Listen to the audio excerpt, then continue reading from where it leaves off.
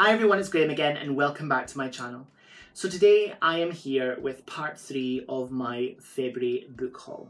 I have 6 books to show you and without much further ado, let's get into those.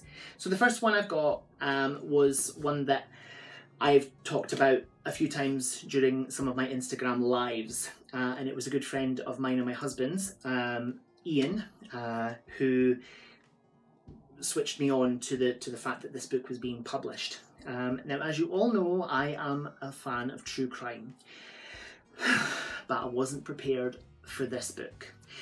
So during my Instagram live, I read obviously at the back of the book, and a little tip of mine, top tip, if you want to know whether you're going to like a book or not, flip to page 99 and read that. If you like what's going on, you'll like the book. I read that in a magazine a few years ago and it's mostly worked for me until this book. So, History of a Drowning Boy by Dennis Nilsen, and it's his autobiography. So Dennis Nilsen was obviously a notorious serial killer in London in the 1970s and 80s. He killed many young men and burnt them in his garden, buried them, and kept parts of them in his house, and cooked them as well, and flushed them down toilets. And it was that eventually got him caught. So yeah, he died a few years ago in prison, and this is a small selection of writing from over 6,000 pages of autobiography that he wrote. And yeah, so perhaps the greatest utility of an account such as this is the insight it gives us into the normal life of a serial killer. How he is able to navigate the world without detection. And that's a quote from Dr. Mark Pettigrew. So here goes. Dennis Nilsen is one of Britain's most notorious serial killers. Jailed for life after the murders of 12 men and the attempted murders of many more, he began writing his story, creating over 6,000 pages of introspection and reflection. History of a Drowning Boy, taken exclusively from these writings, uncovers for the first time the motives behind the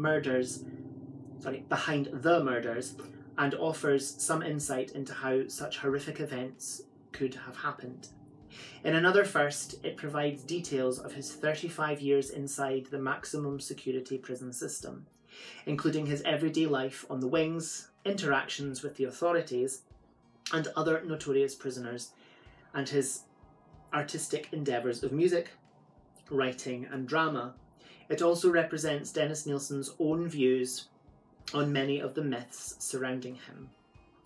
Revealing and cautionary, this important work provides an extraordinary journey through the life of a remarkable and inadequate man.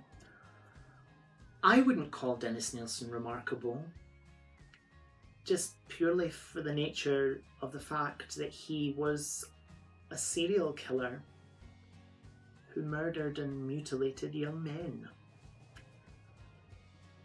But anyway, I will get to this. I don't think it's one that you could read all in one go. I think it's one that you'd have to read a little bit of and then kind of put it to the side and come back to it. So it might take me a while, but I will get there. Yeah. So the next one was one that I picked up on a shopping trip to Tesco, and it is Stay Home by Ava Pierce. Locked doors don't keep secrets safe. Lock your doors, stay home, stay safe. When the country enters lockdown, Caitlin finds that continuing her affair becomes almost impossible. When she does manage to sneak to her lover's home, she finds him lying in a pool of blood, dead. Ali is a just about functioning alcoholic, recently let go and feeling rather lonely. At least she has her neighbours to keep an eye on to while away the hours. If Caitlin wants to avoid suspicion and keep her family she needs to find the killer. Little does she know that Ali has noticed her coming and going and is drawing her own conclusions. Because the doors may be locked, but everyone's secrets are starting to leak out. Stay Home is a timely story of dark secrets, affairs, addictions, habits and horrors in modern times.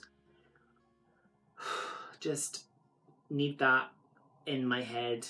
That just sounds so twisty, and with a kind of, obviously, the modern twist of the situation that we're now in.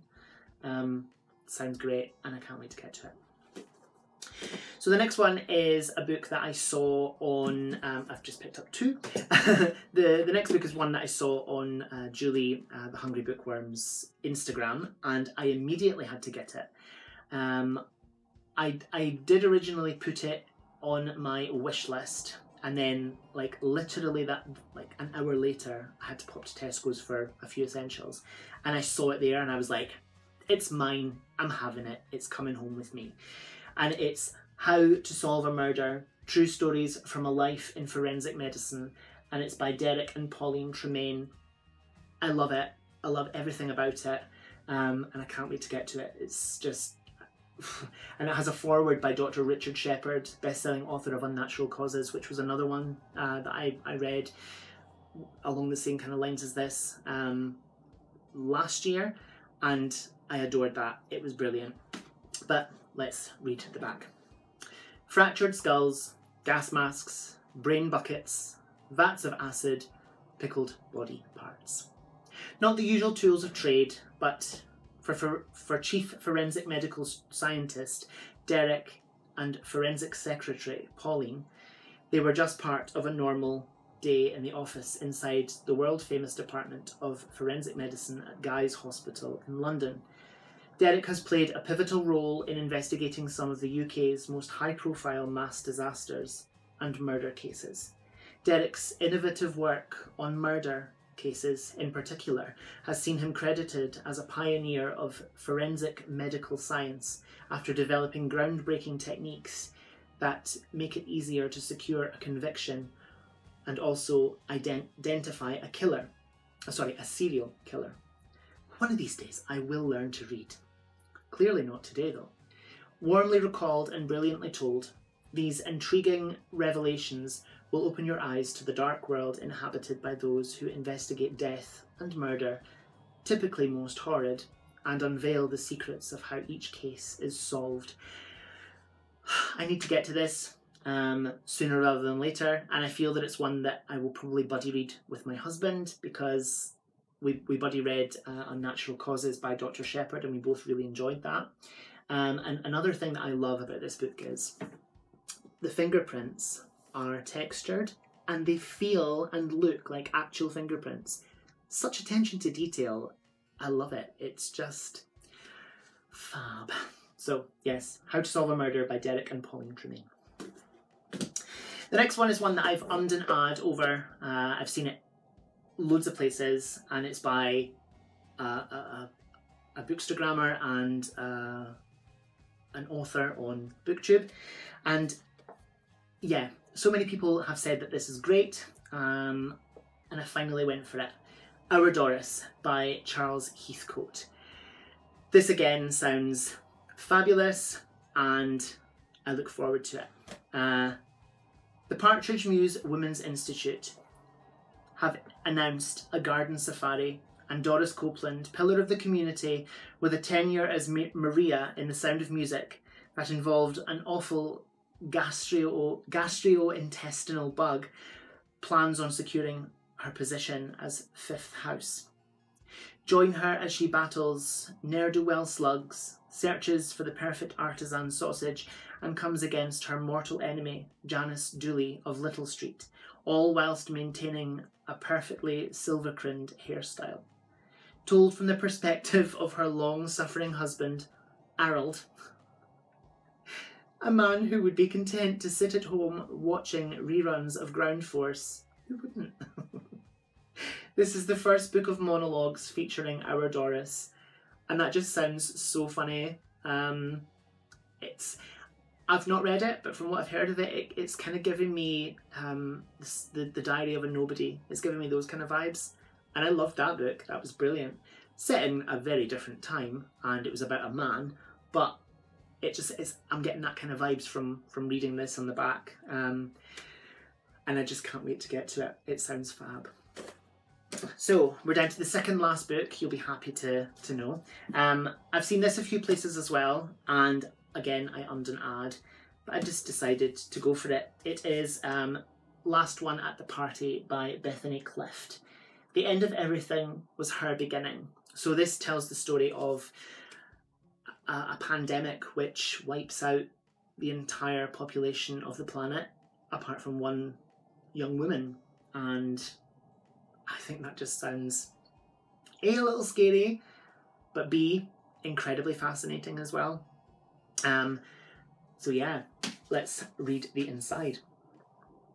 It's December 2023, and the world as we know it has ended. The human race has been wiped out by a virus called 6DM, 6 days maximum.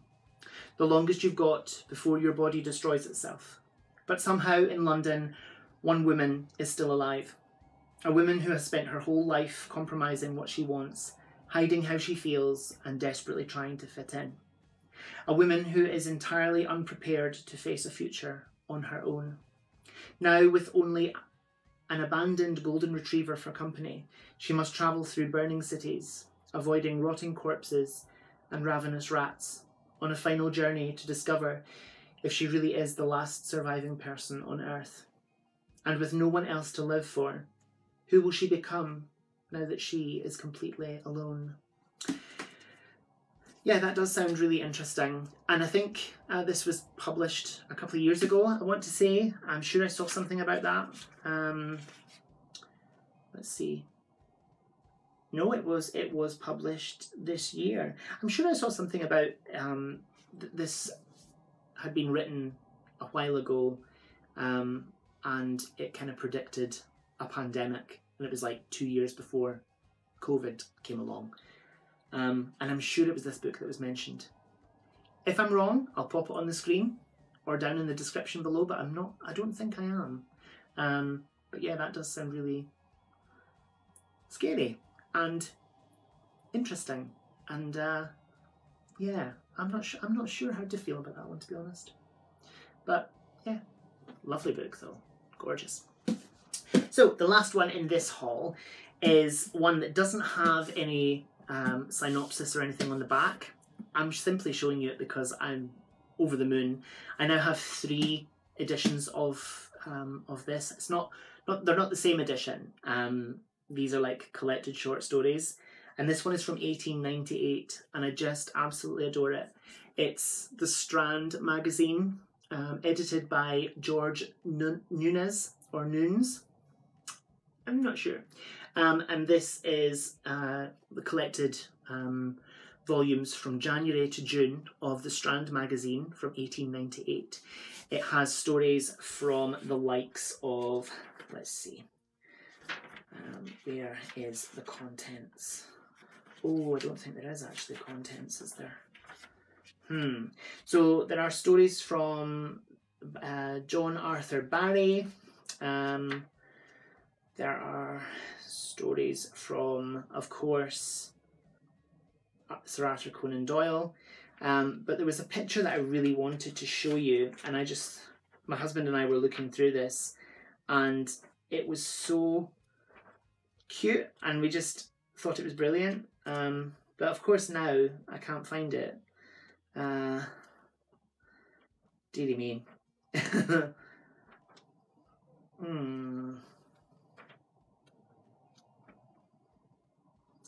Nope, can't find it.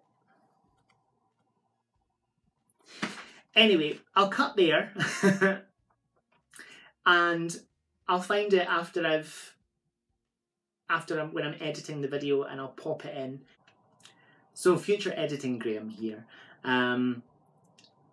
Yeah, I found the thing, and it was portraits of celebrities. So this is like celebrities at the time that this book was published, in 1898. and we just thought it was hilariously funny because they all look like, you know, normal people as opposed to like a celebrity from now, whereas it would be like, you know, they've got their camera duck pouting, and yeah, we just thought it was really fun.